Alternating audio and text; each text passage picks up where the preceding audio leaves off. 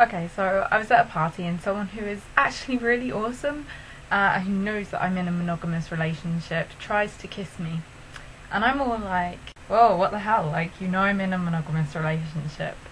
And they're all like, oh, grow up, it's just a kiss. No, beloved fellow activist, that is my consent line that you are shouting down and dancing all over, and actually that's pretty fucking important. Prude shaming in activist circles where polyamory is a thing is kind of common, and I've come into it a few times now, and it really sucks. Like, it's really disappointing when you know that people are super right on in all other parts of, you know, their politics, and they just kind of fail your trust so monumentally. So polyamory can only be done with constant and rigorous communication and respect for the other people who you're kind of seeing.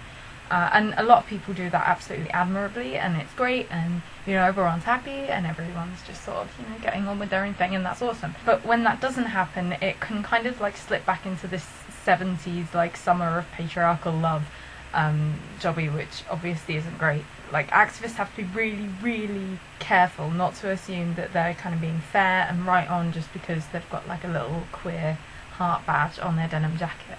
I'm really tired of that moment when I'm getting to know someone who's really awesome, and I want to be really great friends with them, but then they find out that I'm monogamous and they shut down. Just, you know, you can start to see their attention sort of dwindling and wandering. Or people who have been really, really great friends of mine, and then become distant when I don't respond to their sexual advances. The whole ditching your friends thing when you've got a new partner, that's, you know, that's well-trodden territory. That happens everywhere. But in quali-peer, in poly-queer communities, you know, where everyone's supposed to be really up on their privilege and be communicating with everyone and respecting everyone's feelings and just sort of making sure that everyone's happy, it's really disappointing and upsetting. I don't think that having sex with someone should immediately make that relationship more special.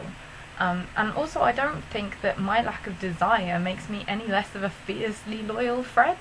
I just kind of want this hierarchy to be sort of dismantled. I am so happy for friends who find new loves and they kind of want to run off into the sunset with them and all of their partners. That's amazing and that's great, and that makes me kind of really, really happy for you. It does, but, you know, I'm just asking you to remember that it still really fucking hurts when you stand me up or abandon me just because we haven't had sex. I am monogamous for a reason, and I'm demisexual for a reason, and it's nothing moral or hardwired in kind of my brain or in my genitals. It's just because sex and sexual relationships have really, really hurt me. They've caused me an awful lot of pain, and I find it difficult to trust new sexual partners, and I feel disgusting and I feel really awkward and just horrible when anyone hits on me. And so I shy away from sex because, you know, it's really painful for me to kind of engage with those feelings and those emotions at the moment. And one day I will untangle that sexuality. But until then, I want to be able to find support and love in my friends and platonic relationships. And I hope that just because I have little to no sexual desire for anyone who isn't my monogamous partner, I'm not going to get put on the back burner because of that. Because that kind of sucks. Or as someone on Twitter said to me, prude shaming, just cut it out, stop it.